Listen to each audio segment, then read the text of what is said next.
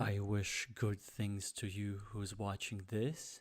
I am Alexey, and we are in round 4 of the World Team Carcassonne Online Championship, where Team Romania will be trying to keep their playoff chances alive by trying to defeat Team United Kingdom.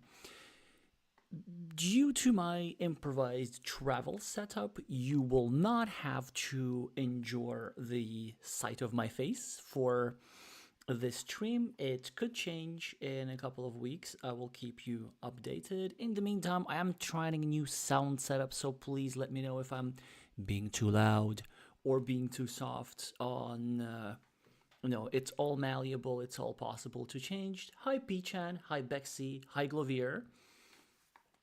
We still have 3 minutes. Hi Vika. We still have 3 minutes before the start of a match, so we're going to do a little preview. Before we have a look at the lineups and try to make some predictions, well, first of all, actually, speaking of predictions, do let me know who you think is going to win and who you're rooting for. I just want to show you the stakes of this match, okay? If we just go to the tournament, what is this, Group B? Yes, Group B, perfect. So tournament situation, or results, classification. Yeah, okay, so tournament situation, Group B.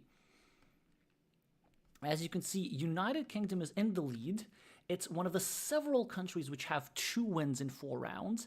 And so if the UK win this one, they will be in sole lead with 3 out of 4 wins.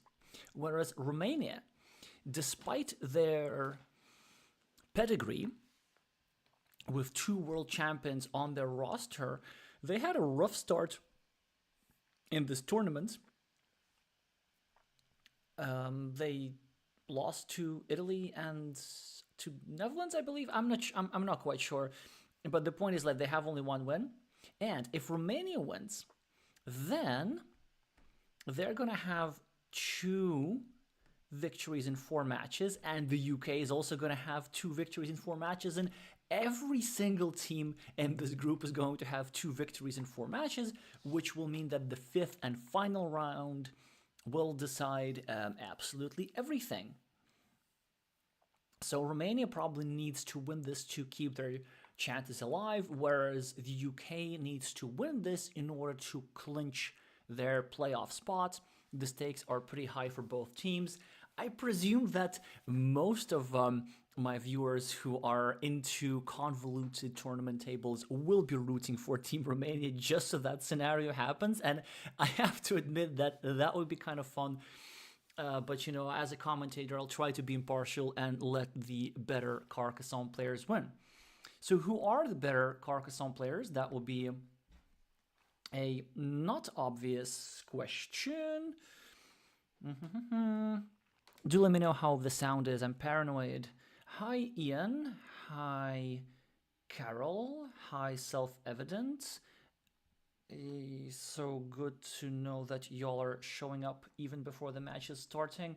Meeple the like button for the algorithm, because it was a bit of a spontaneous stream, so not everybody might know something about this. Anyway, I want to look at table number 3, where Basti, the 2022 Mind Sports Olympiad champion, who's playing for the UK, will be playing against the 2022 world champion Gherasim, so that's Arpad Gere of Romania. Table 1 is also interesting, where the reigning world champion Matt Tucker with the screen name StatMat will be playing Romania's Tobato, and the third world champion, the 2019 world champion Marian Corcan, is expected to defeat Chris Tucker, the UK world champion's brother, on table 4, but you know, it's Carcassonne, so everything could happen.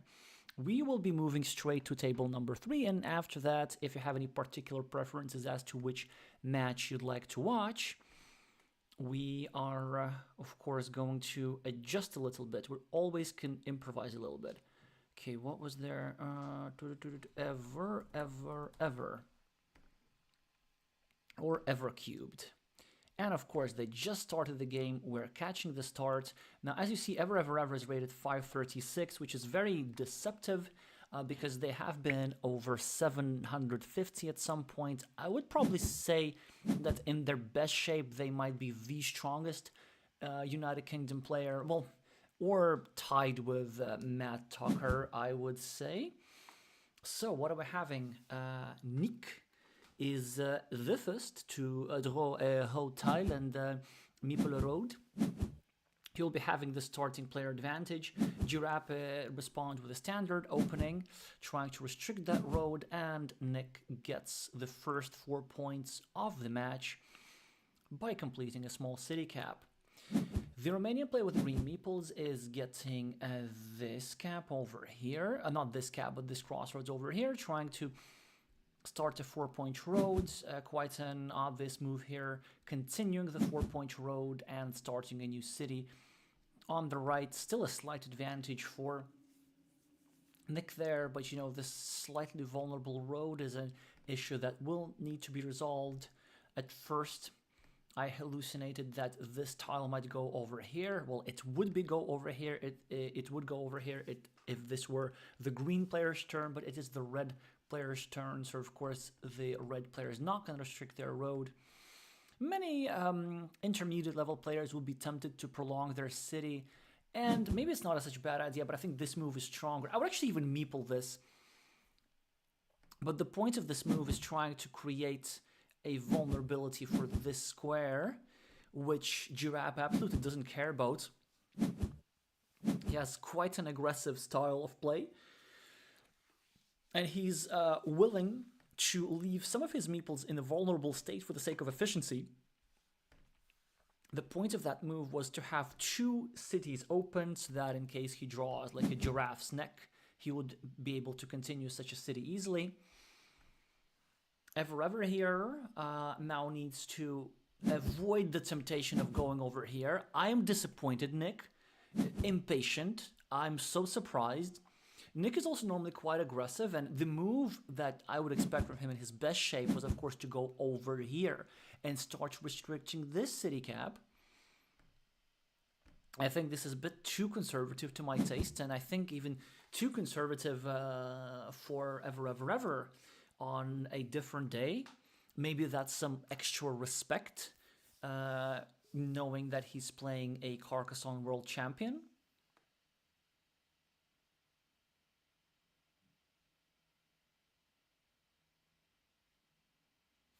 Okay. What, did I get my scoreboard wrong? I don't think I did. Oh, right. Yes, I forgot, actually. I did get my scoreboard wrong. So Lazy Boore, that's a new player for the United Kingdom. They've been on Board Game Arena quite a while, but they had not previously taken in the World Championships, I believe. Both Team UK and Team Romania have something in common in the sense that the people on the teams really don't change throughout the years. Well, maybe just a little bit. So I don't believe either of these teams have open selections. It's mostly invitational. Maybe something that I'd like to see change in the future. But the good part for the viewers is that there's some sort of history and there's some expectations from the teams. I don't believe these two have faced each other that much. I definitely don't remember ever playing Giraffe before.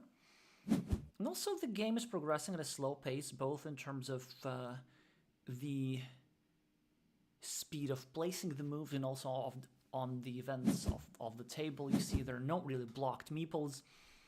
These 2 city caps are kind of restricted, but they're, I believe, are likely to be released. Well, this one is quite vulnerable, but Nick doesn't really get a good tile to try and block the square. Giraffe gets a extender tile, which is lovely for them. And look at this. Here's how he plays, yeah? Like 1, 2, 3, 4 cities open for the green player for the sake of efficiency. And the point of such play is that he can actually afford to lose 1 or maybe even 2 meeples if some of these cities turn lucrative enough. Self-evident is saying that Poland-Spain will be starting after 3 minutes. Well, we might have a look there. Hi, Nalaheim. Hi, Amiris21. Yes, there are indeed 4 matches played at the same time. Some of the matches that are happening at the same time are being streamed by other streamers. I'm not sure which ones they are, and I'm not even gonna tell because I don't want you. Don't watch them. Watch me instead. Watch this match.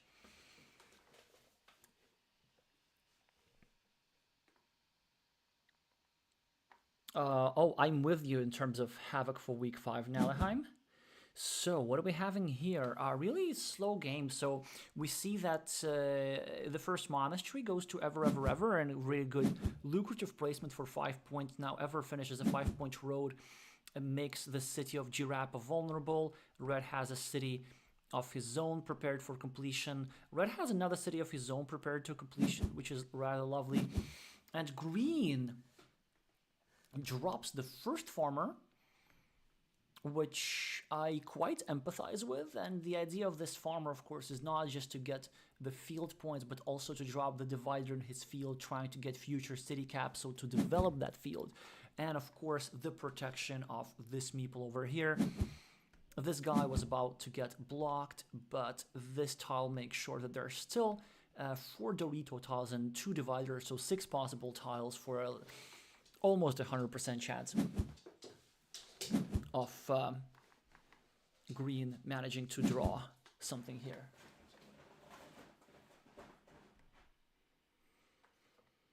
Well, interesting move from Ever. He decides to meeple a 3-point road and at the same time make this square vulnerable next to his monastery, and the idea that he wants to block his monastery, his own monastery, which is worth 8 points, simply because this 3-point road of Girapa will be the collateral damage, and 8 points for a blocked meeple are better than 5. This move from Girapa, actually, I disagree with. I think it's a bit of a waste of a road tile. Actually, I strongly disagree with it. I think this should have gone over here, trying to attack Ever City. The completion of this road is actually not valuable at all. It's just worth 1 point. It wasn't such a big deal to have this meeple blocked, because Ever would be blocking his meeple too. So I do believe that we actually see a major misstep here from the 2022 world champion, but he's doing well for himself so far. So as you can see, Ever was going to block his city, and Girapa now defended. But if you have a look at this, I think it's a very interesting situation that the world... Wait! That the world champion actually didn't take advantage of, because look at this. This tile would have gone over here, and so he will be forced to wait for another Dorito to finish this city for longer, and he was forced to use a valuable city tile as a defense tile. I think that's a big concession. But imagine this, had he not wasted this crossroad, had he gone over here, taken 2 points, he would have had 2 more points, and he would be attacking Ever City instead. And then Ever, with this curve, instead of being able to create a blocking platform against Girapa City, Ever would be forced to use this curve to defend his own city. Yeah, that's how it works, because there's still 1 tile that fits into this square, I think. Am I hallucinating? Yes, I am hallucinating. Never mind me. There are actually no tiles anymore that left to fit into this square, so... this is pretty interesting. But anyway, I still don't like this move, just because it's a bit of a waste. But no need to spend too much time on discussing one move, because the game is progressing forward as Ever is breaking Girapa's, well, not Girapa's city, but he's breaking the city cap, which is in Girapa's field, which could turn into a potential city, so that's a good move from Ever. Girapa is trying to build a big city. Maybe given that he's 9 points behind on the scoreboard, he's trying to win the game that way. Self-Evident is saying that the major mistake of yellow is too early field meeple. I don't think it's like that early. I think it's reasonable. Like, he will get this guy back. He will get this guy back. Oh, but actually then the question is, how does that field grow? And the answer is maybe it doesn't. Yeah, well, the long-term meeple disadvantage is actually not something that's going to be a problem, because this city of Ever is blocked. So Girappa is not going to be at a long-term meeple disadvantage, and even if he's at a short-term meeple advantage somehow, well, probably because Ever is busy with this 3-point road over here. A major development that happened as Ever drew this triple city tile, he immediately placed a British farmer, not farmer, British city dweller on top over here, trying to invade this 9-point city, which Girappa was so diligently developing. It certainly has to hurt psychologically, because look at this. Look at these juicy tiles. All this effort that the Romanian has put into building that city, and now the British leech will try and freeload off all these points and all the work that the Play with the Green Meeples has put into that. But it's certainly a risk that Green had to take into account given the presence of these two splitter tiles in the deck. Now a good tile for Ever. Nick is probably thinking whether to take these 4 points or to take these 4 points. I don't really see a better move unless he surprises me. Maybe actually he's considering going over here and neepling this bigger city, and then hoping to draw another city plus road tile to go over here and finish a juicy 10-point city. So it's certainly a move that he could be considering. And this is exactly what he does, and actually I kind of like it, because it has such a deeper strategic idea. It's also done in order to limit the field and to kill off a road monastery spot. It is, yeah, exactly. And now he gets a road monastery just to get his meeple back. But imagine if this road monastery were here. This would immediately expand the territory of this field by Green, and then these two cities would have been in Green's field. But because Nick placed this blocking tile here, these two cities actually are never going to make their way into the main field. And also his bet completely pays off, and he's 10 points ahead on the scoreboard, finishes a 10-point city in just 2 turns. A really great spatial vision here by the Brit. And now from Girappa, you see here's the problem. This is why this crossroads were such a waste. So he set up this tile to try and finish his road, not realizing how useless it was. Because now the best move is actually not to go over here. This would give only 1 point to Girappa. This would give Girappa a meeple back, and this will also give the British player a meeple back. So that's a completely even trade-off, so that's not worth it. The better moves on the board are to score 4 points for this road or 4 points for this city, at least in terms of immediate point value. So this is why this crossroads was such a waste, and I believe that now, given how much time the Romanian player is spending on his move, he must have come to terms with that. He does indeed score 4 points for the road, which is indeed the strongest move, and Ever will very quickly grab these 4 points for the city, or will he? How about we do something crazier and go over here and try to play the city cap like this, place a meeple over here, and try to find a tile that goes into this square to connect into this city. Not the worst idea if you ask me. Maybe a bit too committal given his lead on the scoreboard. He doesn't have to take such big risks, but maybe it's not the worst idea either, because it also helps him develop his monastery. He decided against that. He takes the 4 points for a city, the wrong city, I believe. Well, but maybe he knows something that I don't, because he found another city cap to take even 4 further points, as Girappa is having some trouble catching up on the scoreboard.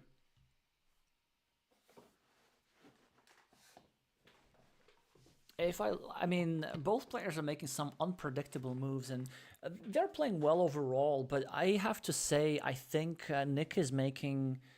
He has his game more together. He has a plan. He has spatial vision. He is gambling a bit, but it is paying off. So I probably prefer what red is doing in this game, and in order to come back, green will need to get a little bit more creative. He starts a blocking attack, which I can understand. And this blocking attack is actually quite powerful because there's only one tile now that fits into this square, which is, well, not a lot of tiles. But if red does get this tile, he will, of course, be able to share all these juicy city points. Now a big decision for Ever. Whoa! I don't like this one bit. I think he needed to go over here. I think it's a bit of a waste of a point, so he's trying to prevent the blocking attack. But then why not go over here and get yourself a monastery point? I'm sure there must be reasons for that, but the reason why I like this move so much is because there was a powerful combination of a road monastery plus a road, yeah? Still possible, theoretically. Giraffe will now, of course, go over here, which actually makes me understand this move a little bit better. So the idea is, like, if Giraffe goes over here, he'll be able to block this square, but at least the three resulting points from here, they will not go into the city. So this is certainly a bit of an advantage. Giraffe now should probably drop a farmer, or at least should consider doing so. Actually, yeah, it's a very, very interesting position. I think it's going to be quite close points-wise. So even though Nick is 10 points ahead on the scoreboard, it is Arpad Gere who has the meeple advantage and all the moves to use them. He also has the 9-point farmer.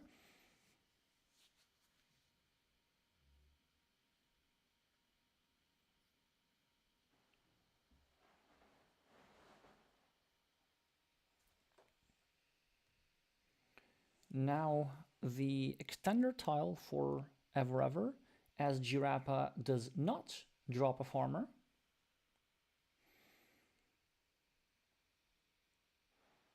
But what does he do with it?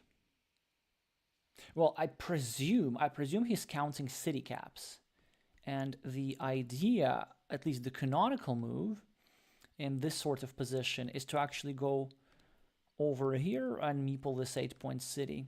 Hoping to get a city cap and a meeple back and 8 points for a little city soon enough. But this is contingent on there being a sufficient number of city caps in the deck. I see at least one. There's a vanilla city cap remaining. I remember that there are no daggers remaining. There are no city caps with the crossroads remaining. There, I do believe, is still a starting tile. One starting tile remaining.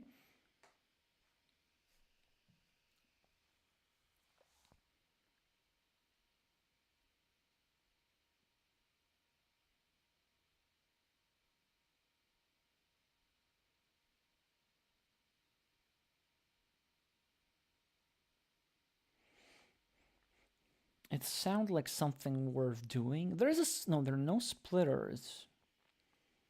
But are there any vertical splitters remaining? I believe there's one of those, because I see this one. This one is, where's the third one? And this is exactly the kind of calculation that he had in mind. 3 tiles is absolutely sufficient to try and start this. Ever now immediately gets a meeple back, as Giraffe meeples this beautiful 7-point road. Now having a city tile. Presumably this could go over here with an attempt to break Ever City. This actually will be huge because Nick needs to get at least one of the 3 remaining city caps in order to finish their city. But if Giraffe goes over here, this will force Nick to get 2 out of 3 remaining city caps. Well, he gets 1. Will he get another one? Well, Giraffe gets the starting tile. It's also quite important as to who's going to get the road monastery. And it is Ever who gets the road monastery, as Giraffe starts a field, chooses not to take these 4 quick points, maybe to his detriment, and I presume that Ever is going to go here. The question is, does he take 3 points for the road, or does he go ahead and place the meeple on the 8-point monastery? So that will be 5 points more, but he would be sacrificing a meeple. Given that there is a vanilla city cap, maybe it's something that is worth doing, but then I'm also thinking that actually there's this moment as well. Oh, because Giraffe is having a big threat. This is actually a very, very strong move here, because his idea is to get a city cap and drop a farmer, and he's gonna have 9 points on one side and 9 points on the other side as well.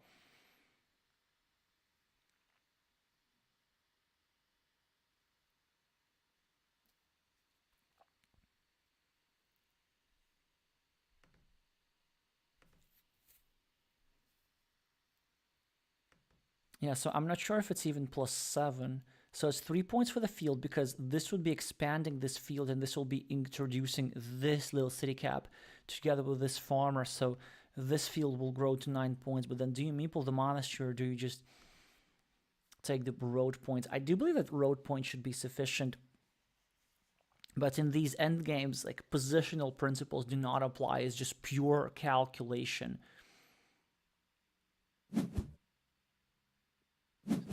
He does decide that meepling the monastery is good enough, so he chooses to take 8 points instead of 3. And his idea is to make sure that he gets as many points as possible. But the problem is, he will now not be able to meeple this farm.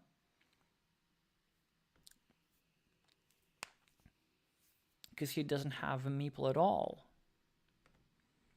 Maybe he has calculated that even Giraffe getting the 12-point tile will be good enough. Or maybe he just decided that, you know what, he's going to draw the city cap anyway. Like, what does it matter? So yes, it does appear that quite a favorable tile draw happened for the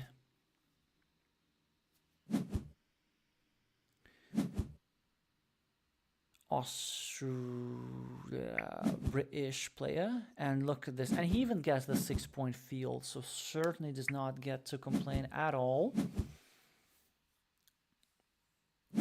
for the final runouts. But quite precise play from Ever to managing, especially I like this idea with this 10-point city, which probably is what put him in the lead. And eventually he won the coin flip, also got 2 out of 3 city caps for this city, and won the coin flip for the monastery. So the tiles for sure favored the Brits. But you can only get favorable tiles if you set them up with good moves, and this is exactly what the play with the red meeples accomplished. So let's have a look at the score difference.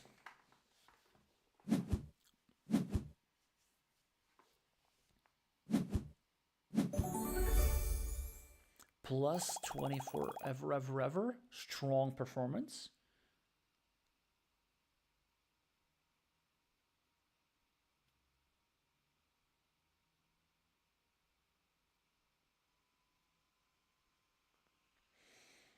Yes, I think that now, knowing the final tiles, it does seem that maybe the move with the monastery is not the most precise one, but you know, it was a high winning chance anyway. So first mini point for the British team, as Nick Basti defeats Arpad Ghera.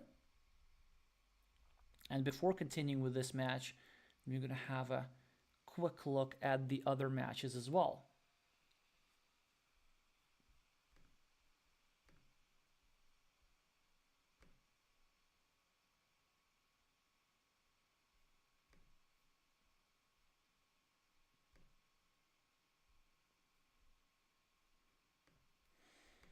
Hey, who's next?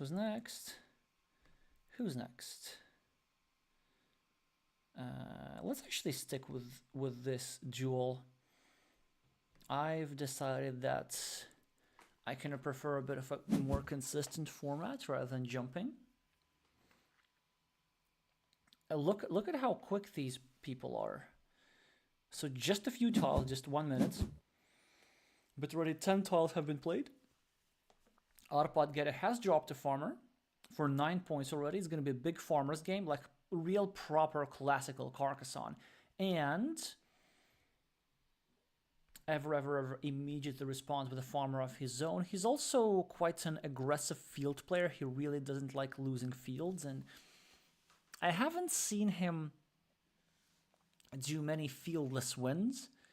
He often drops early farmers, even 2, sometimes 3 meeples, and tries to hold on to them, and very often that works.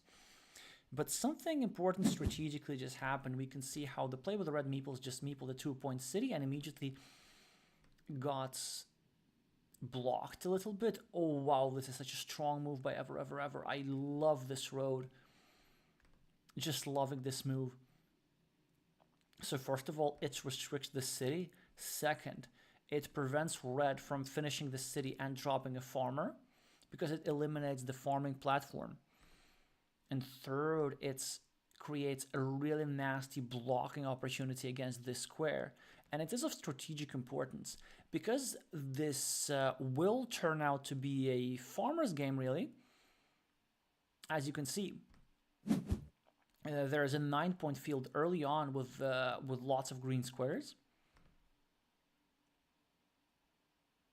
I don't understand this move one bit. It appears that Girappa kind of decided to block himself. Am I crazy? I don't think I'm crazy. So why not place this tile over here and try to protect himself from a block? That's what is completely beyond me.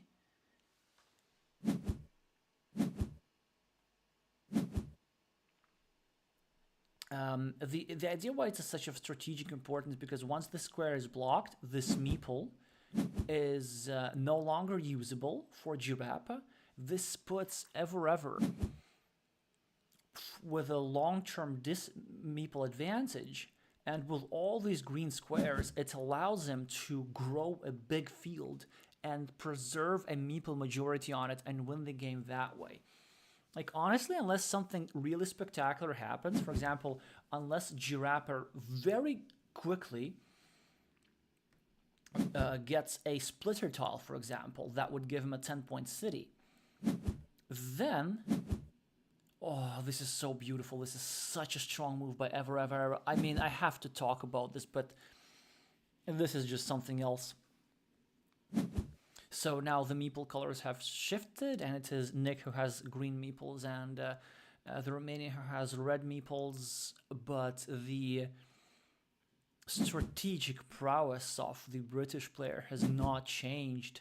So this is such a lovely move, okay? So first of all, I was talking about a splitter tile, which is a threat. So if Girappa draws it, he'll be able to get this 10 points completed city. But with this move, Ever, first of all, drops a farmer, which he is now able to connect into the main field.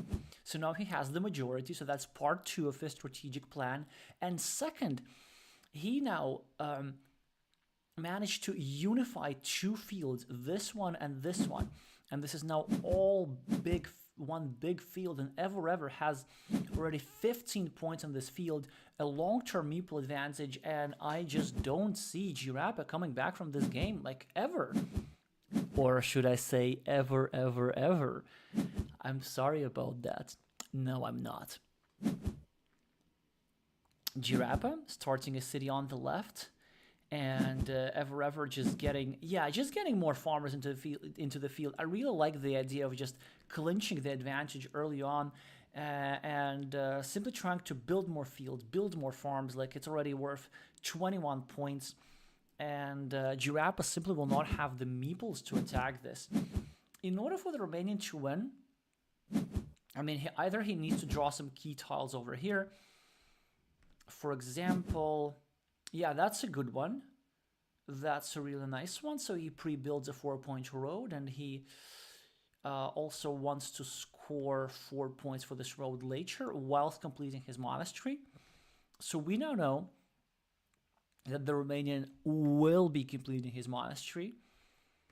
because eventually somebody will draw a splitter tile and will score this 10-point city. Unless, of course, Girappa decides to draw a Dorito triangle and simply add some 5 or 6 points to his blocked ruin, which may seem not that bad. Then he can get his monastery back. Then maybe he's gonna get this meeple back by finishing this city, and maybe he's gonna get this meeple back by finishing this road. And then maybe the plan for Girappa is actually to score enough quick points and win this game without fighting for the field in the first place. Ever, I think, makes an imprecision here, so he finishes the road and starts a monastery, which I can't blame him for. But it's a 3-point monastery, whereas a better move, I think, was to go over here and start a monastery like this. Then he would have gotten a curve, gotten 3 points for the road. He would have also put pressure on this city. I believe that just simply Nick had a chance to completely clinch the game. Girappa now in a bit of a pickle, as 2 of his meeples are getting attacked at the same time with this nice move from Nick, but I do believe that it is now possible to defend. If he now goes over here, the question is, like, is it important to drop a farmer or not? And he decides not to do, but as Ever is the first one to draw the splitter tile, he gets 10 points on the scoreboard, and he also makes sure that Girappa is not able to add these city points to his ruin, so this blocked city will be capped at 4 points, and I believe it is with that move that the chances of the Romanian are dwindling despite his lead on the scoreboard. Well, now he decides to attack the field, which is not a good move. Like, if you want to attack the field, you have to block the city first, because Ever is threatening to get a city cap and then drop a farmer, which would be just completely disastrous. And then also, if Girappa wants to attack the field, then why not drop the farmer over here? Because this would have been a connection through this tile. He could have dropped a farmer here if he decided he wants to win the game by trying to fight for the field. So that seems to be a loss of a tempo. So my main criticism, I guess, would be, first of all, not taking enough time, and second, really not having a clear game plan. As the British player has a clear game plan, which is gain the meeple advantage, then build a big field, it's quite a straightforward approach, which is tested and works very well if applied consistently. It seems to me that the Romanian player is hesitating to make a committal decision. Oh, I'm going to score quick points first. Oh, actually, I'm going to fight for the field. Actually, I'm not going to fight for the field. So which one is it going to be? Girappa gets a crossroad tile. Not a very good tile. He might either choose to connect to the farm, but instead he chooses to take 2 points and creates a platform for potential fields connection like this. Ever decides to simply get himself 1 monastery point, but this is a bit of a chance for Girappa, as he can... Well, first of all, he's probably going to go over here and neutralize the city. Oh, but he finds something even stronger.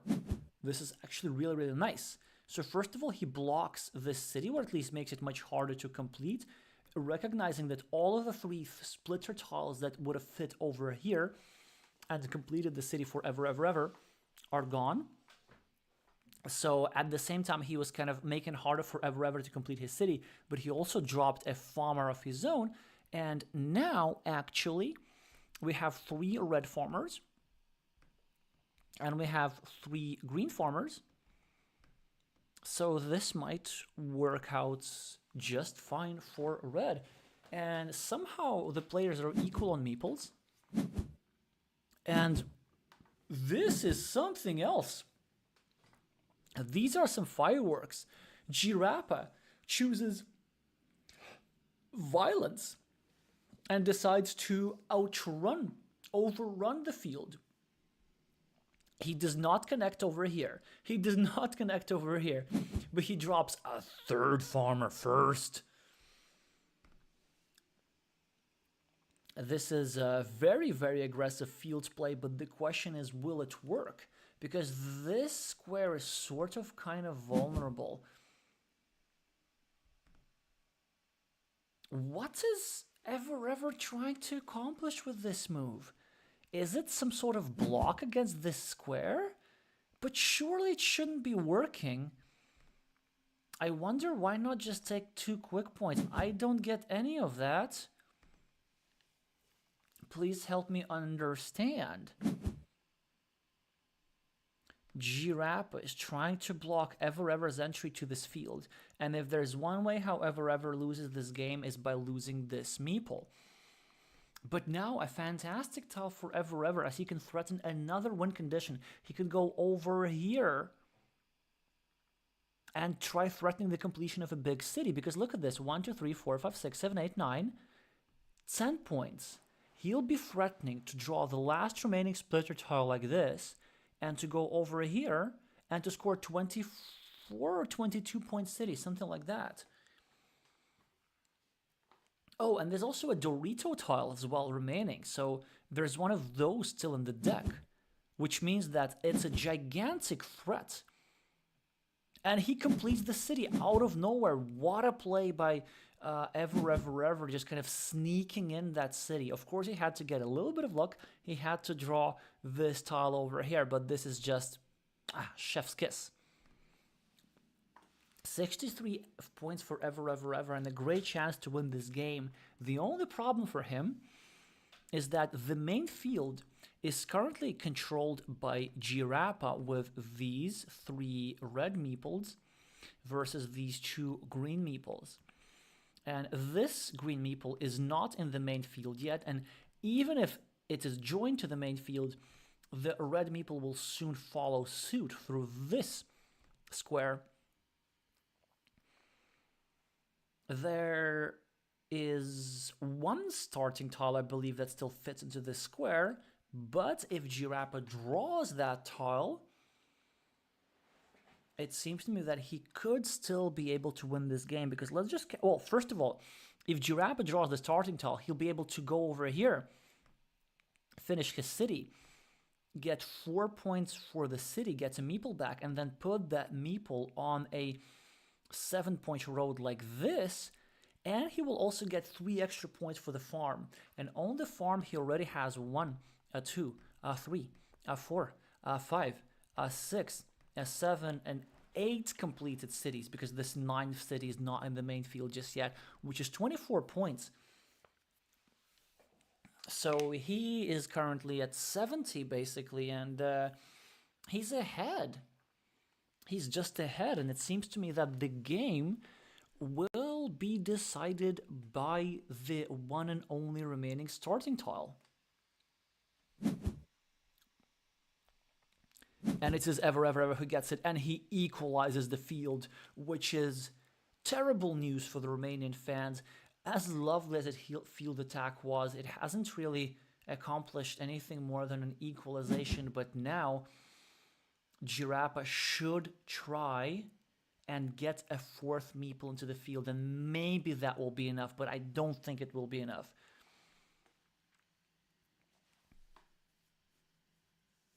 Because this guy has also a 7-point monastery, and he also has an extra meeple in hand.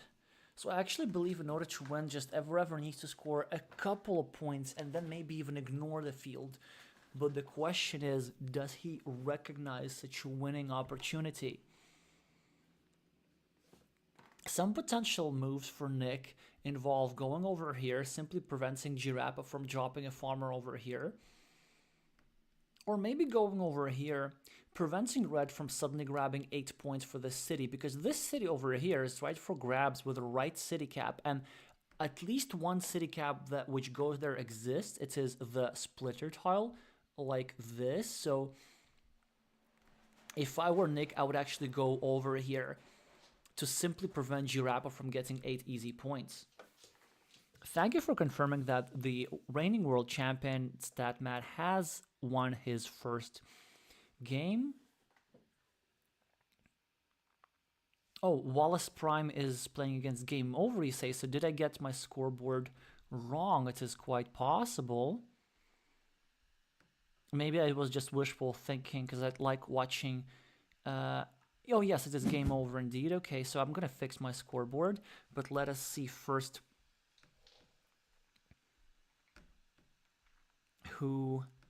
what's happening in this game. So Nick does heed my advice, does not allow any quick points for his opponent, and he's even contemplating a 4-point city meeple on this ruin. Probably not the worst idea, but has to be precise in the endgame. Thank you for confirming, self-evident, that predictably the 2019 world champion Marian Corcan has won his first match, as the duel on table 5, Lazy Boore against Mihnea Nicolescu, has already almost reached its conclusion as they're headed into a decider. So Girappa is trying to throw in a last-ditch effort with his last meeple, trying to overrun his field. It's possible to connect through here and through here, so it's a strong move, but are there enough tiles to do that? And the answer is yes, because there's a monastery tile remaining that fits into this square. 1, 2, 3, 4, 5, 6, 7, 8, 9. So there are no curves remaining. So for example, if ever goes here, he will make sure that nothing fits into this square. But there will still be the option of going into this square. So like, does it even matter? I think a possible move for ever is to simply go over here exactly like this. Exactly like this. Oh, this is so smart. Just adding 1 point to his scoreboard. He now takes 4 points for road. And Girappa now makes a mistake, I think. This move gave him negative points. This move gave him negative points. Am I hallucinating or not? I think so, right. Because red put a 5th farmer into the field when green had only 3 farmers. And 4 farmers are completely enough. 4 farmers are completely enough to get a majority versus 3 farmers. So essentially what Girappa did, he just like lost 3 points for nothing.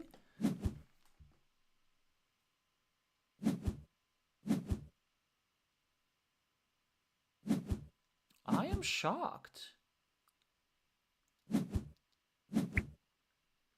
It does appear that this didn't matter. With precise play, Girappa would have had 84 points without having to sacrifice the 3 points over here for nothing. But it seems to me that Nick was just completely precise. By finding his win condition, just realizing that he doesn't have to fight for the field and that this city is what gave him the victory, and then the farmer just didn't matter. Crafty is saying this mistake cost him only 1 point, otherwise green would have taken the 2-point road at the top. Not true, because the correct move for Girappa was to take this monastery and put it over here to prevent the exact move that you're describing. Then, of course, ever with this road would not have been able to go over here, because, of course, there was this idea of him taking these 2 points and then eating up these 3 points from the red farmers, which is a net plus 5-point move. But placing the monastery over here sort of completely forced the idea. And I believe this is why, like, ever just really deserved to win this duel. I mean, he got some favorable tile runs in both games. For example, he did get the splitter tile. He got a lot of these starting tiles that Girappa needed for this square. So these were some favorable draws, but what I liked about Nick's play is that he had a clear strategy, like a clear vision of the game from start to finish. He started building this field, and then based on the tile run out, he realized that actually he didn't need the field advantage, and he converted his field advantage into something else, that he actually got into a scoreboard lead as a result of this city. And then Red was forced to fight for the field, but because Red invested so many meeples into the field fight, he didn't really get a chance to overcome the scoreboard difference. So a very, very strong performance here, I would say, from both players, but certainly more from Ever, and this is a kind of an expected result. So first of all, before going on, I think we do need to update the scoreboard because it has been a while. So 1 point for StatMat, then 1 point for Bogdan Kurkan, the brother of Marian Kurkan, who also won. And I believe we should now head actually to table 5 because we haven't really watched much from Mihnea Nicolescu, as they're headed into their decider. The score is 1-1. Oh, look at this. The new British player has already crossed the 600 rating threshold. That's certainly nice for them.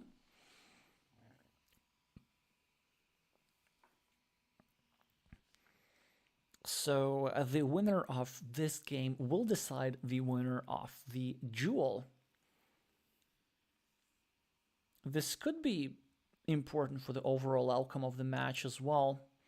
So what are we having?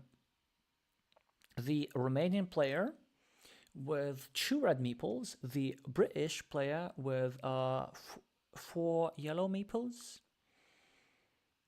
And there are some sensitive spots in this position, as an 8-point monastery by yellow has already been blocked. This 4-point city by yellow has been blocked too by this road. As you can see, as this square is completely unfillable, which is a shame. This 3-point city by red is also blocked, but in all likelihood, this 3-point city by yellow will also be blocked, but not now, as the Romanian player quite skillfully manages to tie the fates of these 2 meeples, connect these 3-point cities together, making sure that Lazy Boore is not able to draw one of the 2 splitter tiles and to separate these 2 cities and to save this meeple. So this meeple is also trapped. It's quite interesting how Mihnea got into an early meeple advantage. Of course, you can see that it is only now that he has 2 meeples versus 3 meeples of Lazy Boore. But in all likelihood, he's going to get his meeples back when he gets, like, I don't know, this type of tile that Lazy Boore just got. But, like, Mihnea needs to get the 3rd triple city with the road tile to place over here. And then he'll get 2 of his meeple back, plus some, like, 1, 2, 3, 4, 5, 6, 14 extra points on the scoreboard. So it is quite unfortunate for the Romanian player how Lazy Boore manages to draw...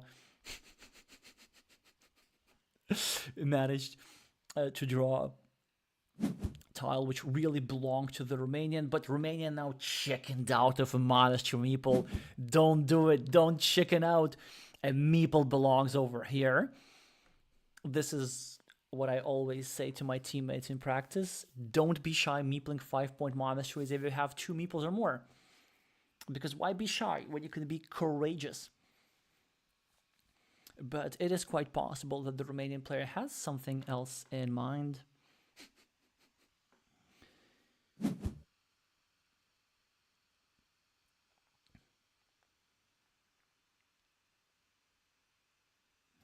Well, to respond to some of your comments, I do believe that, like, the UK pronunciation has a bit of a quieter, more mellow, more calm vibe.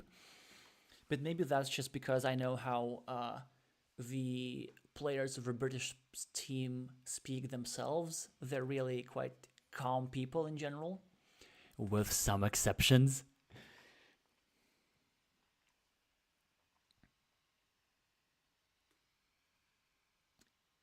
So, this game is proceeding at a leisurely pace. Michnia, I mean, being quite conservative, I would say. Okay, I'm gonna try and knock it off. Like, now it's not even on purpose. So, Michnia, with this move, I would have probably gone over here, done something traditional, like started a city camp, started a city trying to build a 4-point city, but instead, he spent a city cap simply on preventing Lazy Boore from drawing a city plus road tile and blocking this square. I'm not sure if this is justified, but the Romanian player decided that with a meeple shortage, it is quite important to conserve his remaining meeples. So I presume now the primary objective of the Romanian player is to get this 9-point monastery finished and to get his meeple back. And so far it is sort of kind of working. As Lazy Boore meeples a 6-point field, Michnia spends yet another tile on building up his monastery, but actually I do see a massive problem with it because he essentially spent 2 valuable city caps, which would have made a 4-point city plus 1 point extra to his road. So he sacrificed 5 points on what I would call quite inefficient building. And even if you were to get this meeple blocked, I do believe that like using such juicy tiles in these squares is just simply not worth saving 1 meeple. But I might have to eat my words if Michnia finishes his monastery on his next move and he gets something good out of his meeple advantage.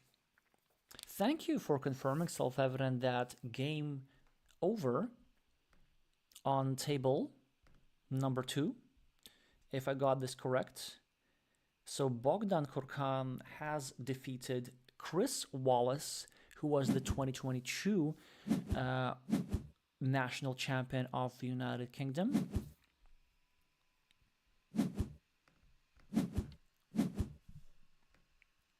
Well, finally, Michnia finished his precious city. And he's now going to finish another city, or he might score 4 points for the road here instead.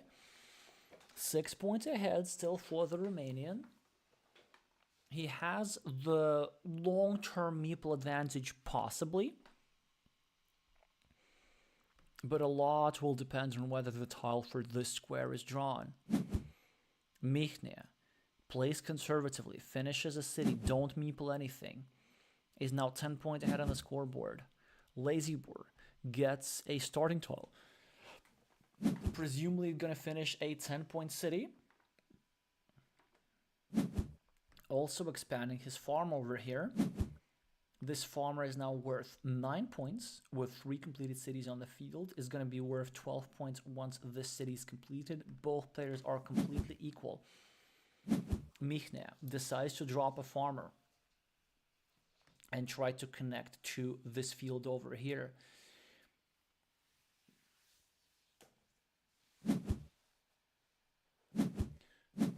Nice choice of placements where to take 2 points by Lazy Boore.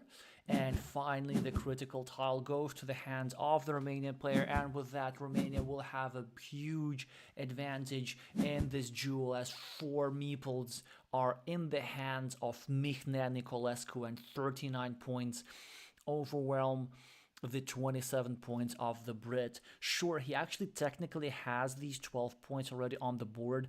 4 points over here for the block monastery, 8 points over here for the monastery, and 4 points for the city. That's 12, which sort of accounts for the whole for the scoreboard difference. But Michnia will now go over here at some point and connect to the field.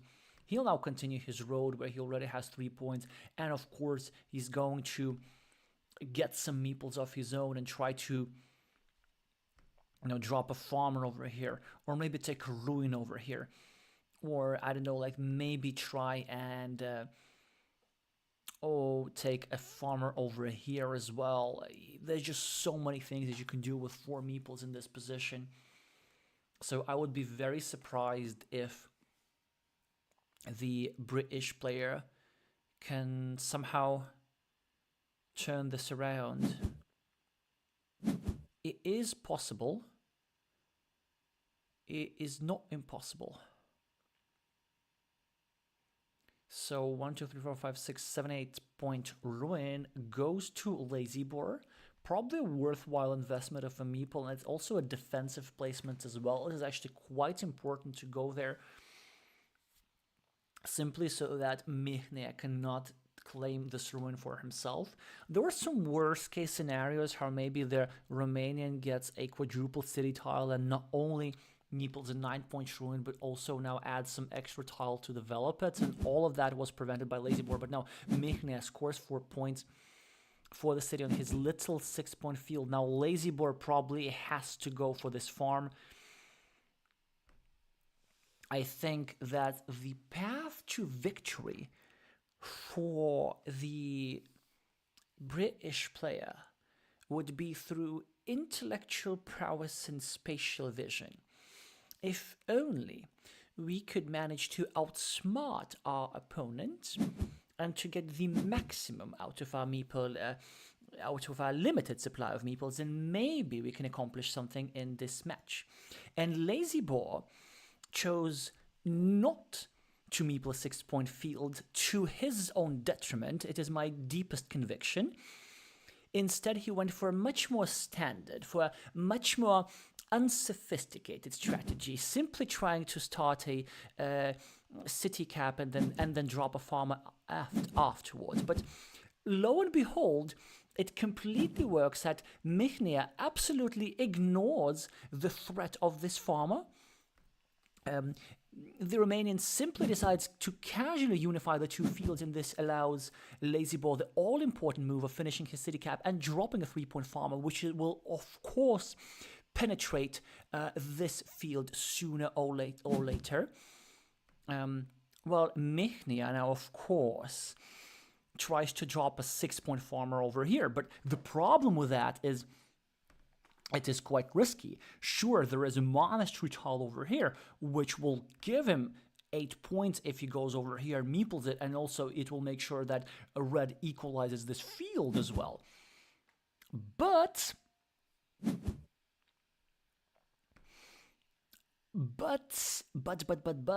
it's a big but, because 3 of the 4 monasteries are already in play, and so if only Lazy Boore manages to win this coin flip, he'll place the one remaining monastery over here, and he will have the majority over here on this field, which touches 6 cities, so that's 18 points. Mihnea will be stuck with measly 6 points over here. So that will be plus 12 for Lazy Boore, and given the fact that he has already 12 points over here, this will actually put the Brit in the lead. So maybe, just maybe, we witnessed a possible comeback.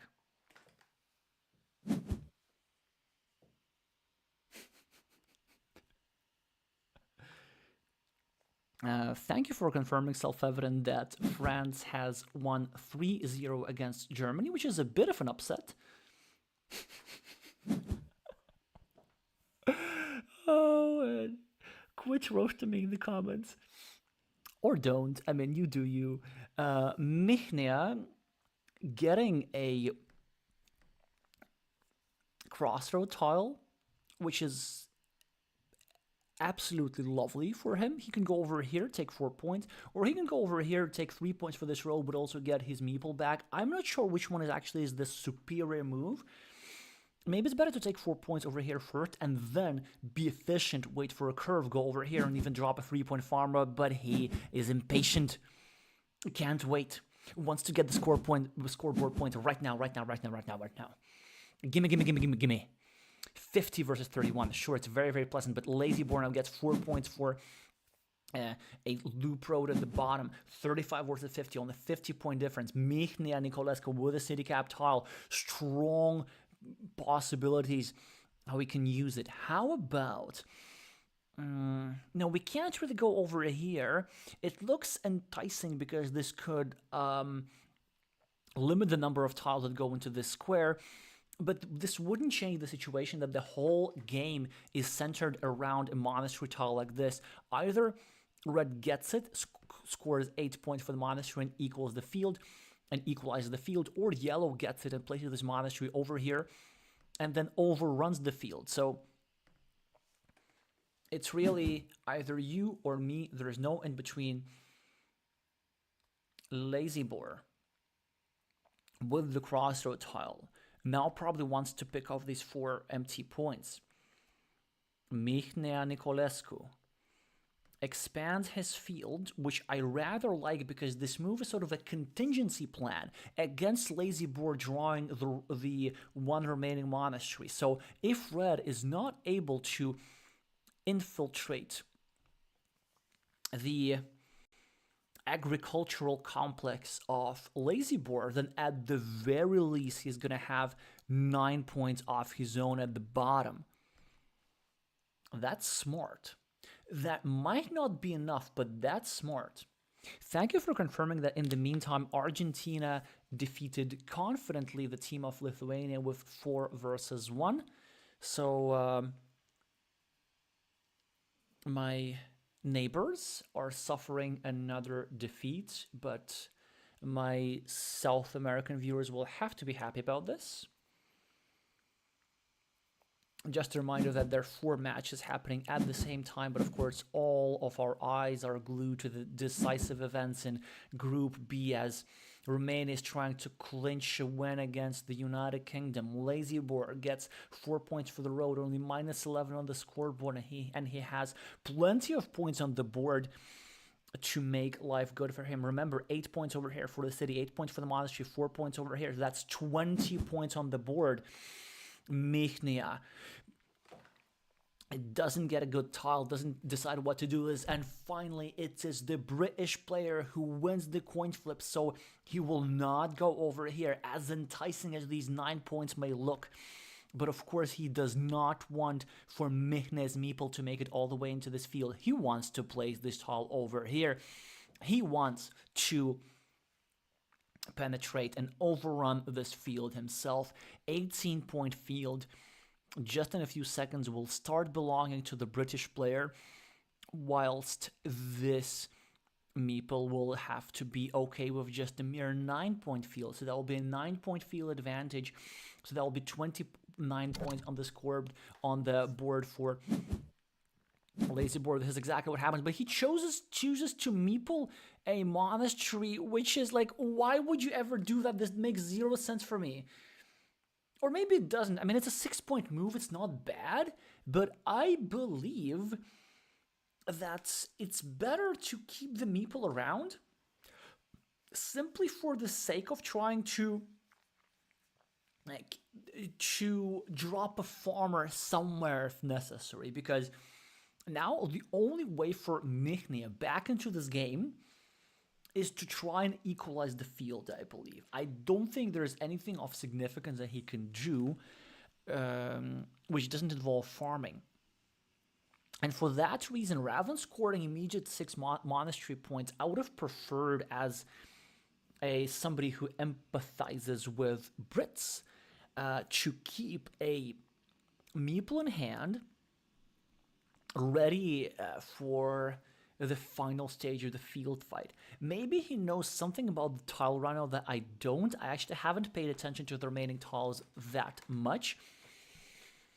But intuition tells me that it is still mathematically possible for Mihnea to win this game if he manages to equalize the field at the top. Because let's not forget that scoreboard lead.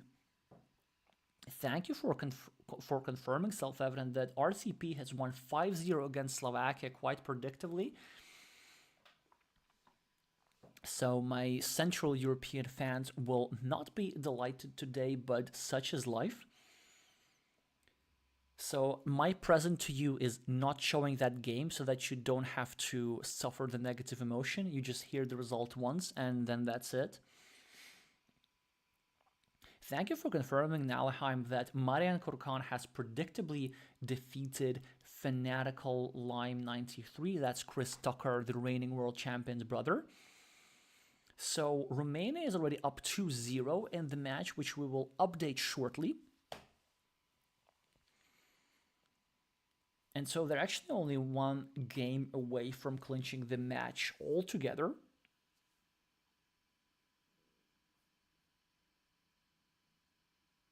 So just a reminder that ever won for Britain. Michne decides to simply score 3 points for the farm, which sort of kind of makes sense. As he just needs to spend a meeple on every move just because he has so many of them. Oh, this is painful. Actually, oh, Michne had a stronger move. He could have, with this tile, he could have gone over here and hoped for the starting tile and finished a 6-point city. But instead, he tries to overrun the field. He tries to equalize the field. He drops a farmer. Lazy Boore needs to be super precise. He needs to know the exact remaining tiles. I think the move is to go over here to prevent Michne from drawing the one remaining Dorito tile. He just needs to place the curve appropriately. 1, 2, 3, 4, 5, 6, 7, 8. Actually, I think there might be one curve remaining as well, if I'm not mistaken. Yeah, I do see that there's one curve remaining. There is one regular Dorito remaining. So there are 2 tiles that go over here in this square, unless yellow does something about it, which he should. But then if he goes over here, is it possible for red to connect with back-to-back tiles? I'm not quite sure what the third tile is. We'll find out that in a second. No crossroads remaining. No straight lines remaining. No daggers remaining. Ah, there is such a tile, but it actually does mean that I don't think Michne has a way to connect into the field at all, because the remaining tiles are regular Dorito and a curve, and I just don't see any way to attack the field with in such a way that allows for either of these tiles to be useful. So the most noble move the Romanian can accomplish is just to spare everybody the suspense and to meeple this 4-point ruin. And then maybe get a Dorito tile and get 1 extra point for this ruin on his next move. But I think he hopes in vain that there's something remaining over here, which there isn't. Hoping for a vanilla city cap, which doesn't exist. Or hoping for the monastery, which doesn't exist, to try and connect over here. But this is sometimes what players do out of desperation. They just simply try to hope that maybe they have miscounted, that maybe they could, if only they could just teleport this meeple, if only this meeple could jump. But it's a farmer. They work all day, so their legs are tired, so they can't jump. They can only move slowly and not fast enough to make this small jump over this small gap, which looks small on screen, but de facto it is a complete precipice.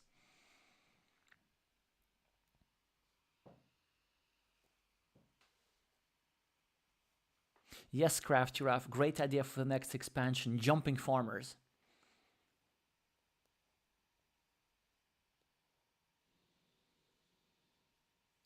Michne needs to make a move with 47 removes remaining. Needs to meeple a 4-point road.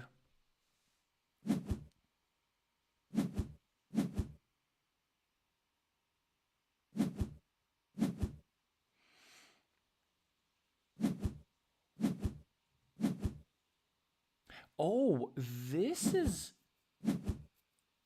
actually a great idea, Ruben. So Michne should have placed a farmer over here earlier on.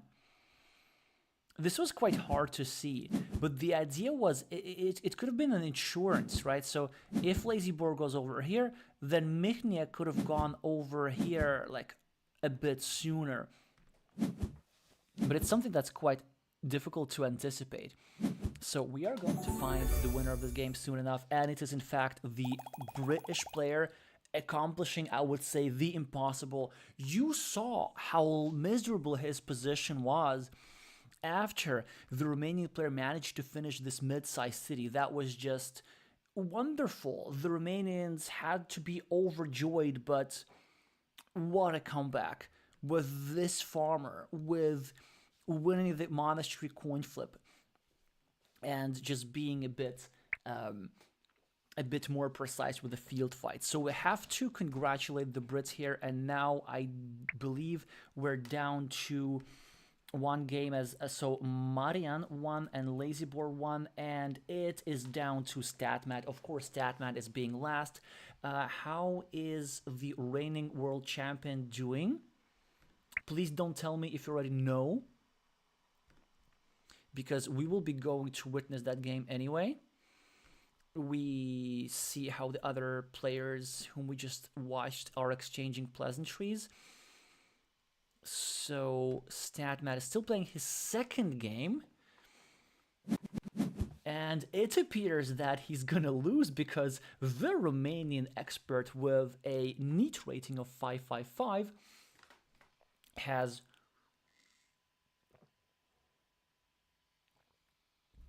$61 points on the scoreboard. I'm not sure how that happened. We could only speculate.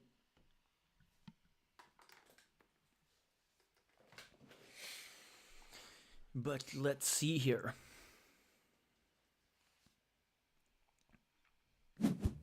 Seven tiles remaining. The Romanian player knows no mercy as he is even dropping another farmer. But look at this. Matt now finishes a 16-point city and a 9-point monastery. Suddenly he's only 14 points behind on the scoreboard. And maybe with some farmers he could win. The only problem is that Tobato now equalizes the main farm. On the main farm, there are 3 red meeples and 3 yellow meeples. Thank you for players for choosing legible meeple colors. And this farm in and of itself is 1, 2, 3, 4, 5. So 5 cities on it, so 15 points on it. So it seems to me that StatMat will need something better than just a farm. So he could probably go over here and try to connect to the field like this, if there's a sufficient number of crossroad tiles remaining. 1, 2, 3, 4, 5, 6. I do believe that there are 2 crossroad tiles remaining, if I'm not mistaken. So Matt should probably go over here and meeple this.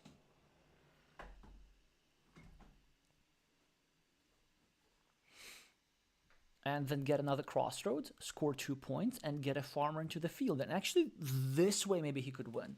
Well, maybe not, because Tobato has a 6-point monastery and 9-point field, but at least this is how he could start winning. Because another thing that I can see, that actually Matt has 1 tube type like this available.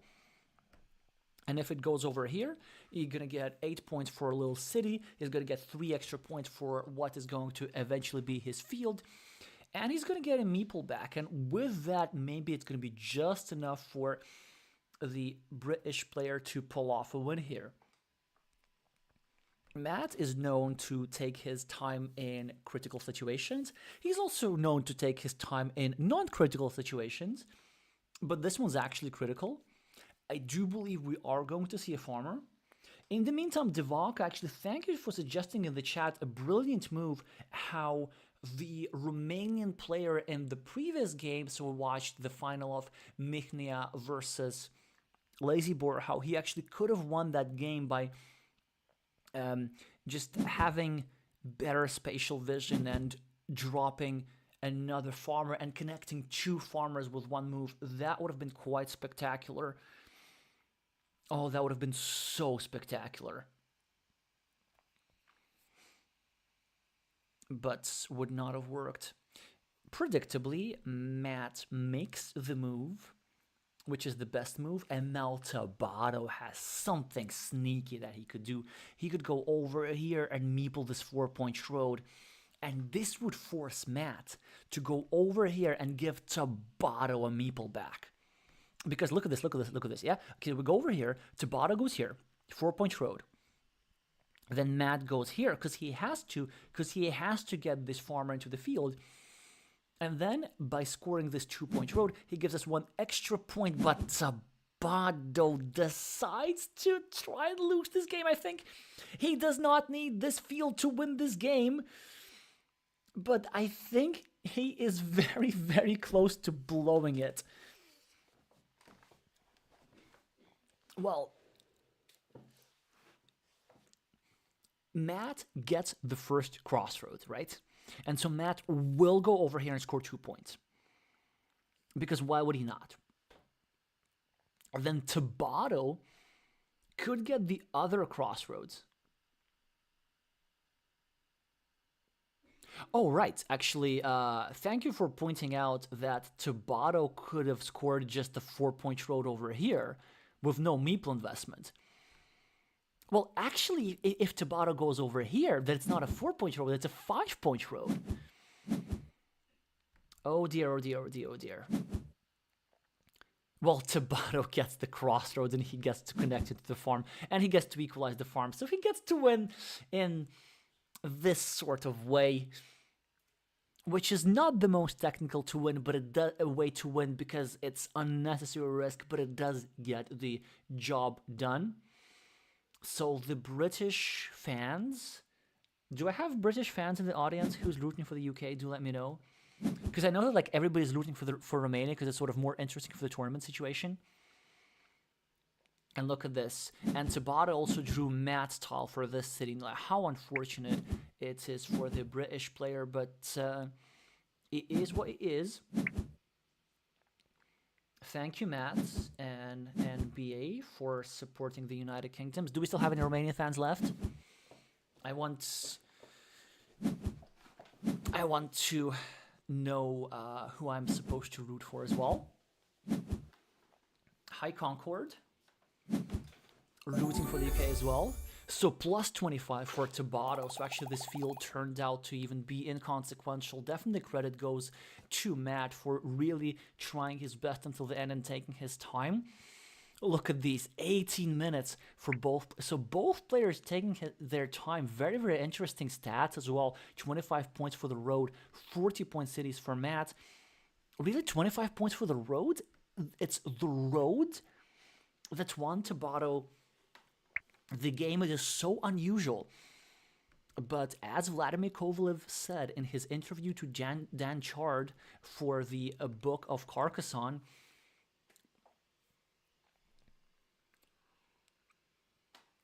never underestimate the importance of roads. Both players are taking a 1-minute break, so we get to enjoy more stat research, or actually I get to update my scoreboard as Tobato accomplishes the almost impossible. Because like StatBat, yeah, he's the world champion and everything, but in addition to being a world champion, he is no. Okay, no more hiccups like this. In addition to being the world champion, he has like really strong stamina and focus for board game tournaments. So as you see, like his rating is in the 600s or something. So maybe, but that's because he treats casual games on Board Game Arena very, very differently from tournament games. And actually his tournament game record is really strong for the UK team. I think it's mostly wins and barely any losses last year. This, again, I think he won all his encounters this year as well, so really in good shape. Concord is saying we're trying to make up for the Eurovision disaster. Yeah, you're gonna need to win several matches for that one. I then realized that I missed a chance. Okay, next year, during W2COC, as a break, we're having a Eurovision watch party. I'm calling it.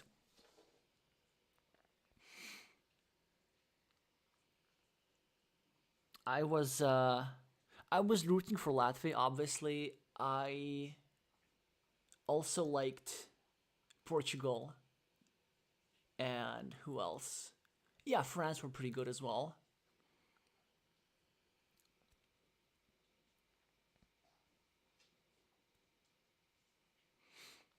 Thank you for confirming, Chris, that Matt has won 9 of his last 12 games or duels for the UK team. Please clarify. These might be duels.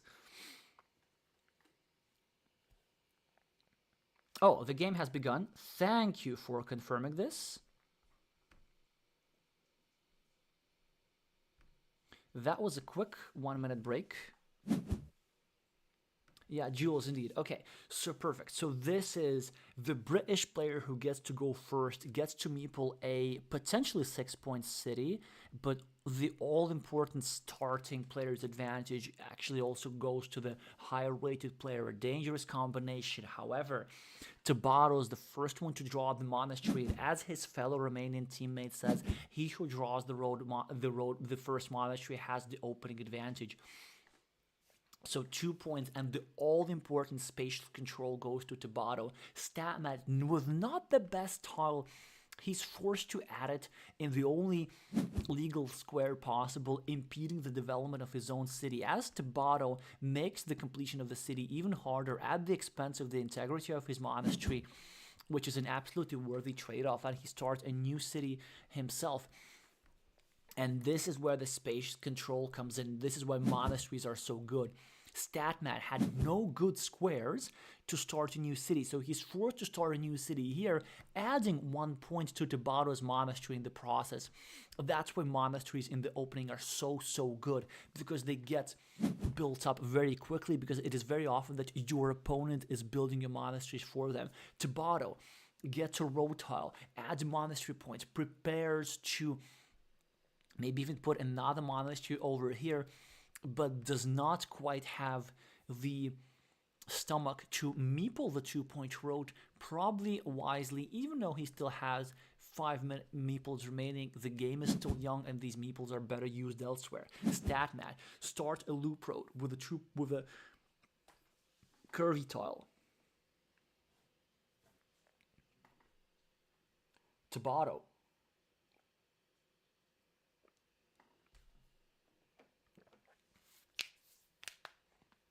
gets a crossroad tile. So let's see. Does he? Oh, that is filthy. A traditional move would be to go over here, prepare another monastery, maybe like harass Matt's city again. But this move over here is so annoying. In the short term, of course, it adds 1 point to StatMat, but it breaks this road. It prevents Matt from building a 4 point loop, so it forces Matt to spend 2 road end tiles on getting this meeple back. But that's not all, because this square is vulnerable, and Tobato now could go over here with the meeple, always with the meeple. Don't make that mistake. Like, you have to meeple this, of course. The experienced Romanian player knows his stuff, even though the timing, the hesitation scared me for a little bit. And the idea is that he could continue his road by further restricting this square as well. And then he could continue his road and then place something over here and restrict the square completely and trap 2 of yellow's meeples. And of course, the meeple on this road is necessary in case StatMat draws something like this, which he probably should put over here and unify these 2 roads as well. But the Brit, always deliberating, with 2 minutes remaining on the clock and 4 minutes and 4 meeples at his disposal, proudly displaying 0 points on his scoreboard, just like the other player. He decides not to connect the 2 meeples, the 2 roads, which is quite interesting. Instead, he makes a move which puts a little bit of pressure on these two squares, but really not a lot of pressure. And I think that this move may be a bit too fancy for Matt, but he likes getting himself in difficult situations and then getting out of them. And at least temporarily, he does not get to complain as 4 points are on his scoreboard. Tobato gets the monastery, the second monastery, now back, and then stacked monasteries will solidify the opening advantage for Tobato. My Romanian fans should be really happy about this. My British fans should not be happy about this. Make no mistake, this position is not good for UK. The 4 points on the scoreboard ain't no mean nothing. In the opening, it's all about the monasteries.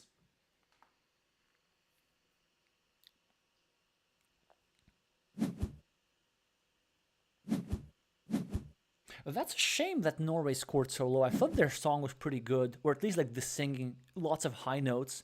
Also like folk instruments. I thought that was the thing for Eurovision. When I was 12, I composed a song for Eurovision and ended up never submitting it. No regrets. Anyway, why are we talking about this? I mean, we can talk about whatever we want. It seems that, we could get to know each other a lot as both players like to take their time. Maybe their strategy is to wear each other out. Well, we know there's a certain time difference as well as in the United Kingdom. The time is currently 21:28. And in Romania, it is now 23:28, so it's very close to midnight. So maybe Matt's idea is to lull Tobato into sleep and then tempt him into making a mistake like this. Not the strongest move from Tobato, way too early for farming, and not with that kind of tile, leaving an empty city cap, which of course Matt takes immediate advantage of by getting 4 more points in the scoreboard, plus 10 for Matt in a much better position. Stat Matt now has a very, very strong move at his disposal, should go over here, and maybe even meeple the 6-point farm. I think meepling a 6-point farm is really not the worst move over here. It could backfire, but it's rather strong, and it's so annoying. Come on, farmer, do this. Okay, city's also good. So the British player knows something about the Ukrainian technique. The Ukrainian technique is when you take an open-ended city piece, a Dorito extended or a triple city, and meeple it next to your 2 opponents' monasteries. And then there are several possible scenarios, but all of them are positive for the play with the yellow meeples. The great part about the Ukrainian technique is there's no good way for your opponent to wiggle out of it. So possible scenarios. Red, if Red wants to get his monastery meeple out, he's forced to go over here with a valuable tile and even adding points to StatMat.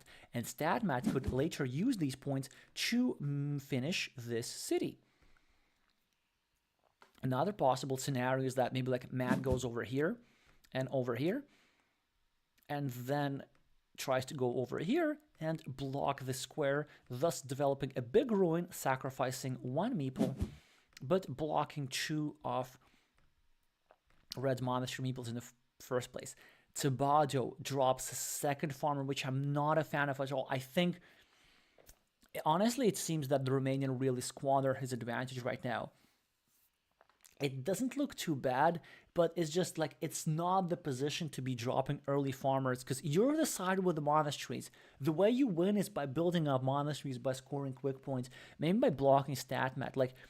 Neither of these farms were urgent. I mean, this move was pretty good because it's restrict Matt city a little bit.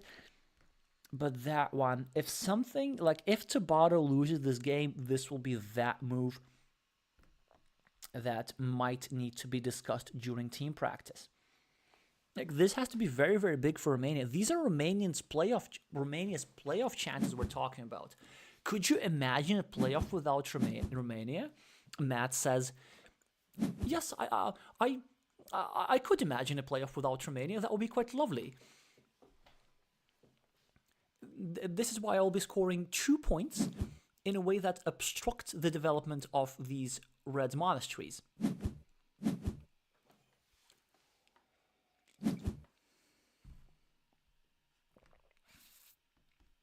Just such an annoying move. Like, Tobato's monasteries have almost no chance of developing such a beautiful blocking pattern. Like, Reds needs a city tile over here and a city tile over here, and like, and what is he gonna do about that? Absolutely nothing. And Matt will say, probably there's gonna be a post-match interview where he says something that that's, I don't know, he's always like finds a way of very, very diplomatic wording. He's gonna probably say that, I don't know, like, I'm rather pleased with this move or something like this, whereas like in his mind he means like boned.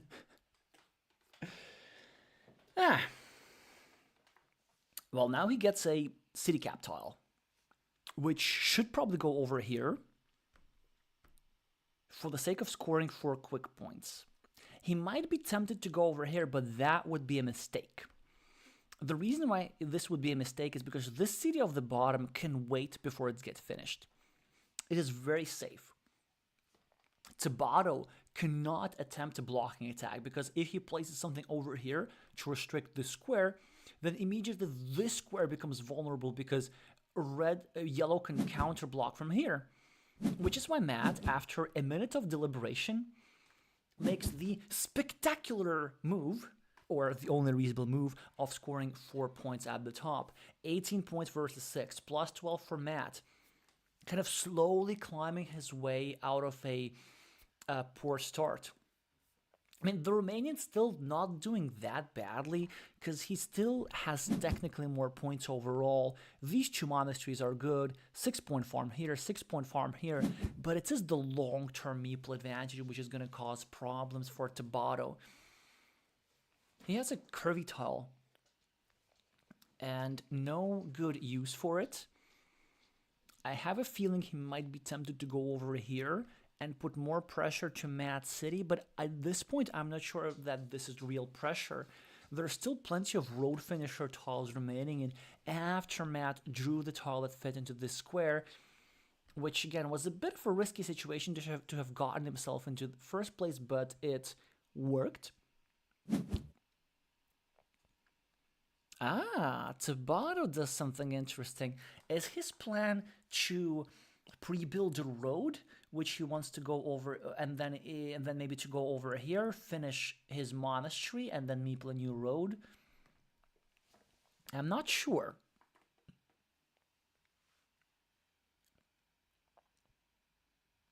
Matt, with not the easiest decision, he could go over here, start a field for 6 points with 2 cities. Probably a bit early for that. He could get extremely greedy and go over here and try to meeple the 6-point road. He could actually go over here and stick his own road into his city, hoping to draw one of the 3 triple city with the road tiles, and then finish his road and expand his city, hoping to build a little bit further. The main problem of Red's position is the misery of this farmer. Farmers need green squares to work with, and this farm has 0 green squares for expansion at the moment. Matt decided to pre-build a 6-point road, which I'm not sure is the best decision. I'm pretty sure he has some motivation for this. But this 6-point road could work in favor of either of the players. So maybe Matt is thinking that he could at some point go over here, draw a starting tile and meeple this road. But it is something that Tobato could also do at some point. And look at this. Now we see the troubles of the meeple disadvantage that Tobato is experiencing. He makes a good move, starting a loop road and putting some pressure on this open city by StatMat, but in the process he's spending his last meeple. And unless he draws a rodent tile or a curved tile quickly enough, he will be losing value from his inability to score points whilst he doesn't have any meeples. Bexy is saying easy win for Matt this way. Yes, possibly, sort of, kind of, but don't discount the Romanian because there's still some ways how he could win. Like if he gets a city cap tall and a city cap tall over here, he's going to have 12 points for this field, and he's going to have 9 points for this field, so maybe that's the way for him to win. Matt is just busy pre-building roads. His idea is to draw something that Tobato just drew, and he wants to go over here, score 4 points for the road, and then get a curve and get 6 points for the road, get a meeple back, then drop a farmer. So Matt is planning really, really far ahead as Tobato is struggling with his meeple disadvantage. Matt is preparing to finish a juicy 10-point city as Tobato gets 4 points for the road, still behind on the scoreboard. Matt get a lovely tile, which presumably goes over here. But he might have other creative ideas. He might actually want to go over here, pre-finishing his road, or going over here, finishing his road outright, and just giving up on the idea of finishing this city whatsoever. Actually, depending on which one he does, this will basically signify a strategic plan in this game. Yes, Bexy, the winning plan for red does involve a lot of ifs, but it is still a winning plan.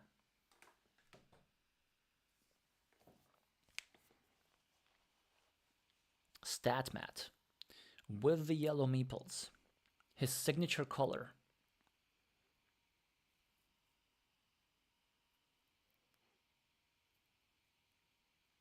This reminds me of a fun story from the 2023 UK Championship. In the 5th round, Matt Tucker, so StatMatt, was playing against his brother, Chris Tucker, and in order to qualify for the playoffs, Matt had to win. But because Chris was the starting player, he got the choice of, got the first choice of the meeple color. And even though Chris himself does not play yellow, this is not his primary color, he chose yellow just to take away the option of the yellow meeples from Matt. This is how loving of a brother he is. You see, Carcassonne is a ruthless competitive game. It breaks apart families. It creates tension. Well, it actually wasn't that big of a deal because Matt won the game anyway, even without the yellow meeples. But I just love the pettiness that occurs in competitive Carcassonne. Well, speaking of pettiness, both players do not have a lot of points in on the scoreboard. Still, they're just adding bit by bit. But Matt chose this move that I was originally suggesting, so he's not in a rush to finish this road or to expand this city, simply knowing that he has 3 meeples in hand and he could just get meeples back later. So he instead created the threat of another city, which I think is going to work like a charm. Like, his idea is to get a triple city tile here, a Dorito with a road tile here so that he blocks the square, and then a regular Dorito tile here so that he gets an 18-point city himself, and he frees up neither of these 2 monasteries in the process, and I think it is actually going to work. But Tobato now with a massive strategic mistake. Like, quit dropping farmers when there are 30 tiles remaining to play. I mean, that's not a good move. Like, it's just not a good move. Tobato, what are you doing? Minus 14 on the scoreboard. Like, you have to come up with something. And that something is probably going here and trying to go for a rhombus-shaped city. Because at the very least, he's going to get a meeple back. Like, points-wise on the board, he's not doing so bad, but he desperately needs to get some meeples. But that 3-point field at the top, it's so far away from the action. And yes, I know that technically Matt's now going to go over here, score 4 points, and then as a result, these 2 cities will be part of Tobato's field. and then maybe he's going to get another city cap, and he's going to have a 9-pawn field at the top. But his farmer's game is just spread too thin. He has small fields which will not be sufficient to overcome the scoreboard difference from StatMat. Like, the way the Romanian player wins is that he needs to bank on completable features which allow him to get a meeple back. So, for example, he urgently needs to finish this city so that when he draws a monastery tile, he's able to go over here and capitalize out of 7 points over here, 6 points over here, then get a curve and then get a meeple back. Like, this is how he wins this game. But the fact that he placed his farmer over here, it will have to cost him dearly because he's in such a meeple shortage.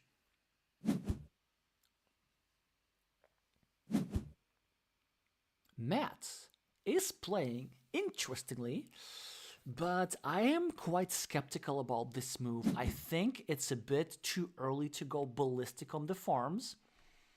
So the Romanian player did the sneaky thing of provoking Matt into a field battle, which is really not his type of Carcassonne. Like, Matt's tile is very small ball, like lots of blocking, lots of small features, lots of small farms.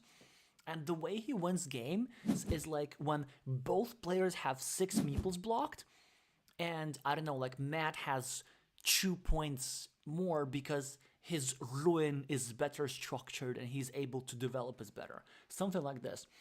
But he now chooses a completely different approach. He drops 2 farmers and bets on the 75% chance of him getting a road monastery tile, placing over here, scoring 5 points and overrunning this farm 2-1.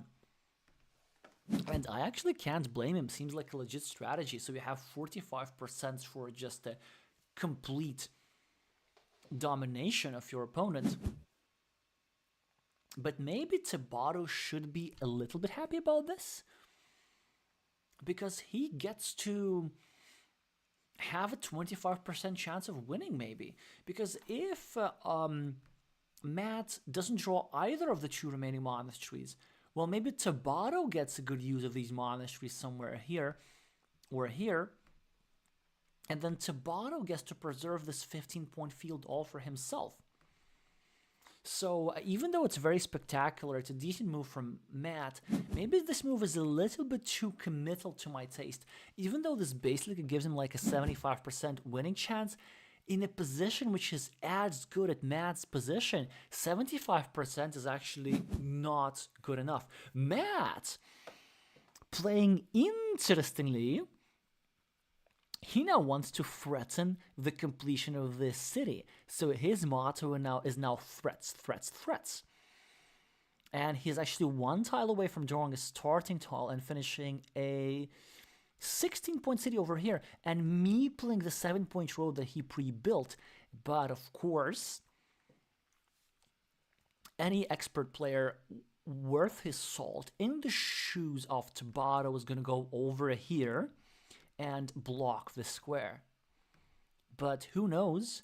Maybe the Romanian's going to have some nervy tickles and he decides to do something else with this tile. We will find out shortly, probably.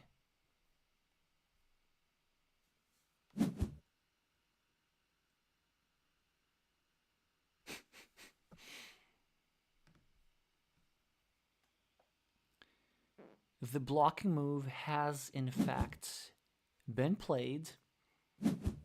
Matt get a city cap, scores 4 points on Tobato's field. Tobato gets a starting tile, which, of course, Matt would have wanted over here, but it ain't gonna happen anymore. Tobato has a couple of strong moves. I presume he's gonna go over here and draw big cap onto his field. He could also go over here and gamble it up a little bit. The purpose of drawing this tile over here is just creating a coin flip for a city cap. And if Tobato wins this coin flip, he goes over here, scores 8 points for the city, 3 points for the field, and enjoys eternal happiness.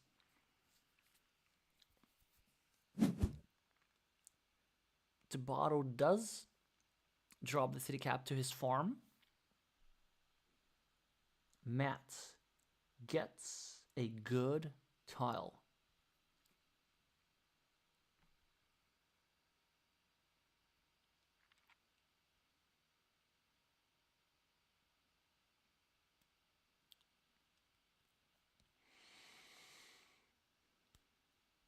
He could go over here, start an 8-point city potentially, but instead he decides to create the threat of finishing the city over here. And look how beautiful it is.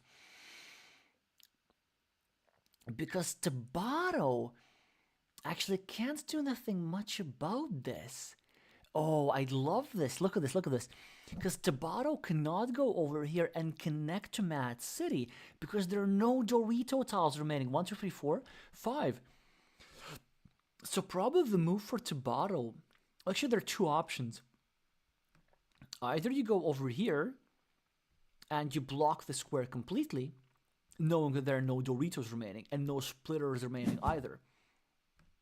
Or you go over here and take 7 points and try to block that square later. And honestly, I probably would have no, actually I'm not sure. I think this move's fine. Yeah, this move's just fine. 1 point for Monastery and a block. But you see, like, Matt's doing just fine because he has 8 points for this city, which more than equalize 7 points for this monastery. And he has 7 points for the city, which equalize 7 points for this monastery. So this is really all about the field. So Tobato has 9 points here, and 9 points here, that's 18. And if Tobato gets both road monasteries, he's going to go over here and like over here, score quick points and just ignore the square and enjoy his unblockable, impenetrable 5 points in the center. Tobato gets the first road monastery. Now this is the big decision of the game. Where does he go? Does he hope for the coin flip? Does he go over here for 3 points or over here for 3 points? Or does he go over here to take 9 points and allow Matt's entry into the field and then hope to reconquer the field later? He could theoretically afford this, right? Because the idea is if he goes 9 points over here, it's basically an insurance against Matt getting these 9-point monastery points for himself if Matt draws this later. And then maybe his strategic plan is to get a curve, get a meeple back, and then get a meeple back himself over here, drop a farmer, and try to connect to Matt field. The problem with that is that this field is not the best to attack spatially, and Tobato makes quite the move. He uses this tile as a blocking tile, not a scoring tile. Let's actually see if that's at all justified. So not only has he made up his mind to not let Matt into this field, he wants to go further and he wants to deny Matt access to this field as well. Let's see if it's justified. 1, 2, 3, 4, 5, 6, 7. No, it's not justified. There's still 2 curves remaining. Why would you do that? Just take the 3 points and enjoy your life. But the Romanian player decided that blocking is more important. No, it isn't. No, it isn't. But he still might win. I do believe that this game really comes down to the road monastery, because if Tobato gets the road monastery, he'll just place it anywhere but there, and this will be good enough to win the game. Because this 15-point field is very nicely closed. I mean, there is still technically one more attacking point if Matt drops a farmer over here and then gets the one and only remaining vanilla tile that fits into this square, then he'll able to equalize this field but not overrun it. Tobato tries to keep blocking. He uses a city cap tile to hinder Matt's road, but Matt can just happily continue. He can go over here, score 4 points for the city, and 1 extra point for their throat. So why would he not do that? There could be some reasons. We know for sure that he's going to take his time, maybe counting the points and tiles and not only thinking about this move, but planning for the future. So you could criticize him for being slow. I could say that this is just good time management. Thank you for confirming, Chris, that you say that 8 curves have been used, so there's only 1 curve remaining. Is that true? 1, 2, 3, 4, 5, 6, 7, 8. Yes, this is true. I missed this one because it is slightly obstructed by the yellow meeple of Matt Tucker. So there's still 1 curve that's fit into the square and 1 road monastery that fits into this square. Tobato. Finally a scoring tile for the Romanian. Probably going to go over here.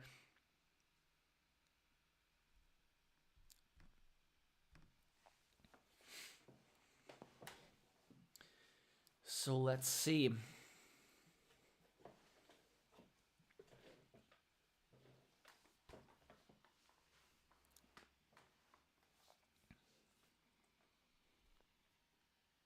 Oh. I think the Romanian actually just might go over here to block the entry of Matt from this side.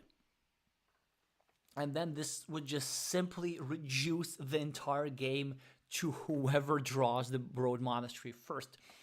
Well, the one and only road monastery remaining.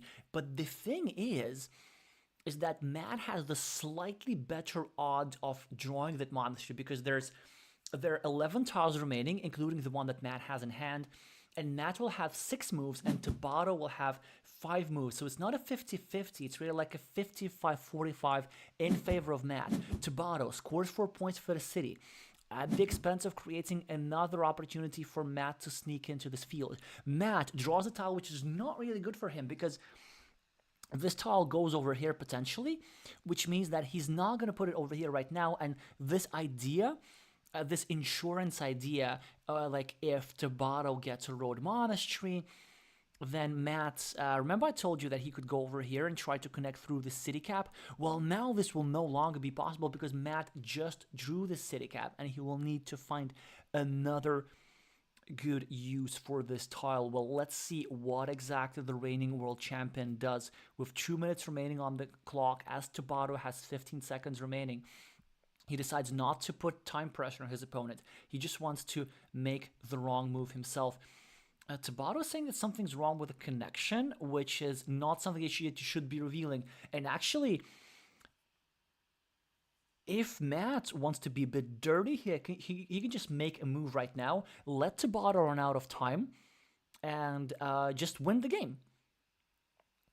I don't think there would be anything ethically wrong with that, but I just know that Matt is not the type of player to do that. He wants to win on the board. He doesn't take care about technicality. He plays Carcassonne for the sake of playing Carcassonne, not just for the sake of bringing points for his team.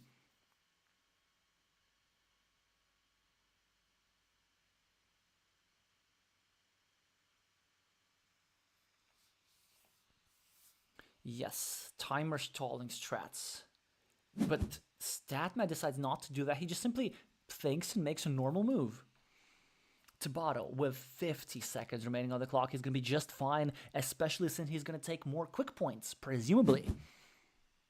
No, he decides to get his meeple back, which I can understand. Matt with a tile which is not the road monastery. Oh, I presume actually Matt could go over here and drop a farmer and try to connect to this guy over here. Because we need to not forget about the 9-point field at the bottom. Or maybe Matt does not want to drop any farmers because he's just waiting for the 9-point monastery to fit this square. But maybe the Brit wants to come up with some sort of plan how he could win even with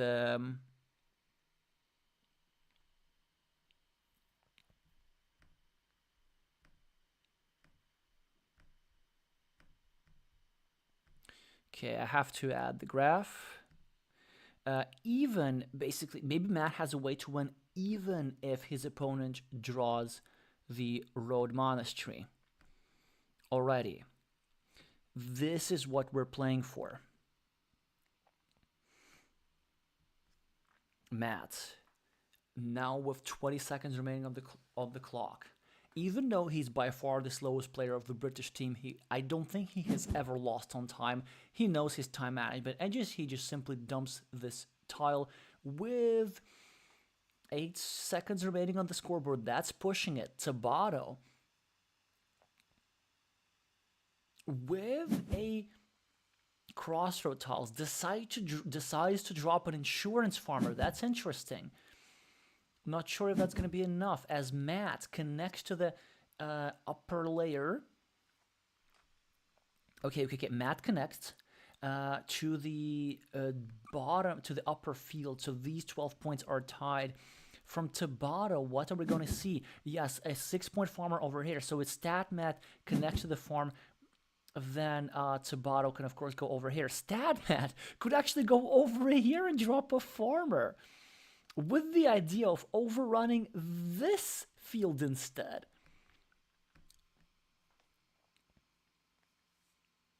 This is a very, very interesting endgame. So we need to be extra clear with the remaining tiles. Let me think about this. So obviously there's the Road Monastery. There's the one curve, which I do not believe was drawn.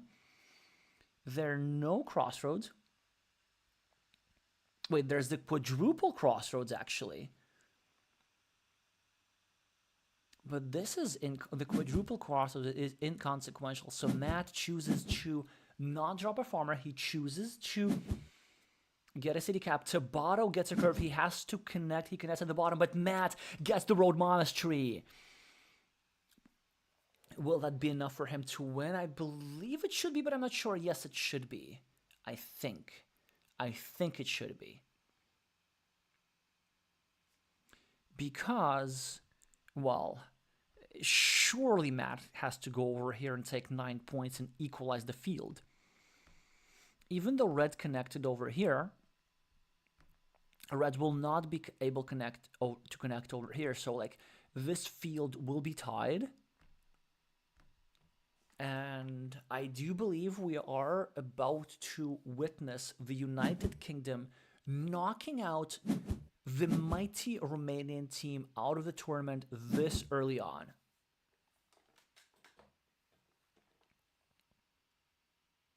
A crossroad tile for Tobato. A crossroad tile and immense sadness. 0-point move.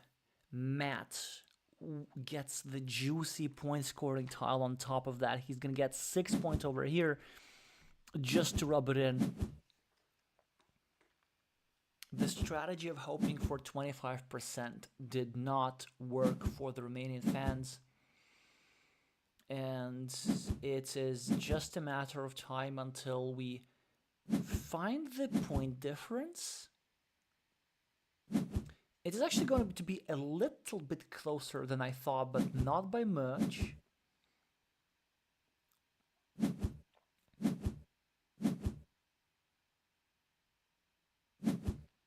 As Tobato does in fact have more fields, but because of that 9-point Road Monastery, Matt Tucker wins the decider game by 11 points, achieving a rating of 666 on Board Game Arena and winning his 10th duel as part of the UK national Carcassonne team. Well, yes, of course, StatMat is saying good luck to Romania this next week, but it is unlikely that this luck is going to be enough for Team Romania, because I believe it will be now virtually impossible for Team Romania to qualify, but the most important part is that UK has clinched a place in the playoff.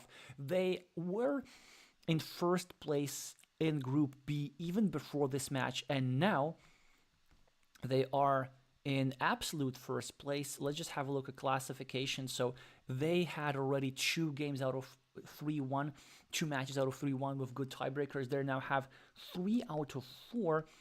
Romania has 1 out of 4, and maybe there's a way for them. So the way for Romania is to win their last match. They're going to be 5 out of 2. Then they need to hope that the UK wins. The UK is going to be 5 out of 4. And then maybe, let's say if Ukraine...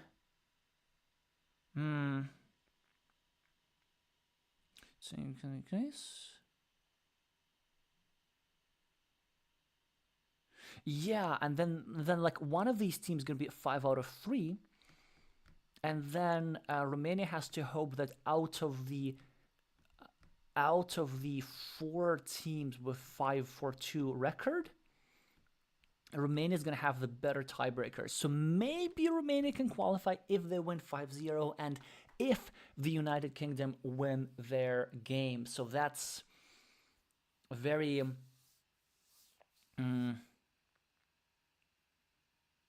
unlikely. But I think like Romania has some sort of a chance. But it's not quite realistic. So I do believe that we will be not seeing the team with 2 world champions on their roster in the playoffs. So deepest commiserations go to Team Romania. The critical tile graph. Actually, I'll keep it on the board. I don't think it hurts anybody. Self-evident saying 5-2 is not qualifying. Why not? Because if there's if the first spot is 5-4, if the second spot is 5-3, and then everybody else is 5-2, so then only the 4 best third places advance. And then 5-2 record is not going to be enough to count as the best third place. Oh, this is unfortunate. Yep. So you will have to have 3 wins. So Romania will need to experience their negative emotion today in full scale to process this loss in a healthy manner. It is past midnight in Eastern Europe. It is a new day in Latvia and in Romania. And probably time for Romanians to go to sleep. I see I have a lot of tournament speculation in the chat already. That's it indeed. But let's focus on the positive. Let's congratulate Team UK. And here I have like a little bit of an improvised piano setup. I'm not sure if it's going to work at all. I'm just going to move my mic a little bit over to the piano. I haven't tried this out properly, but do let me know if you can hear any chords at all. I hope there's something. Anyway, I'm gonna try it anyway. Okay, thank you for confirming. Even with my improvised travel setup, I want to keep the tradition going and to congratulate Team UK on winning this match and advancing to the playoffs. So all rise for an improvised version of the UK national anthem.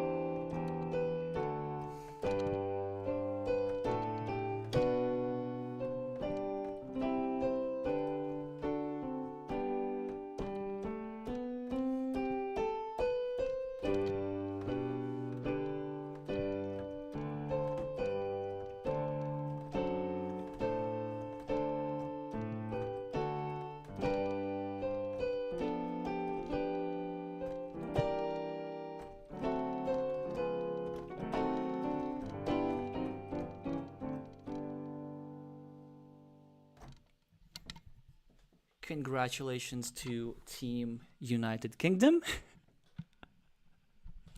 Thank you, Illusionist Edjus. And we'll be wrapping up shortly. Just some streaming updates. Well, actually, there are not really streaming updates, so I will definitely be streaming some of the decisive events from round 5 next week with the improvised setup that I have. I hope. The only issue is that we know none of the match schedules just yet, but we will all find this out by Wednesday early next week, which is the deadline for teams to be submitting their match times and days. So yeah, stay tuned until then. Enjoy Carcassonne and enjoy your lives. Good night.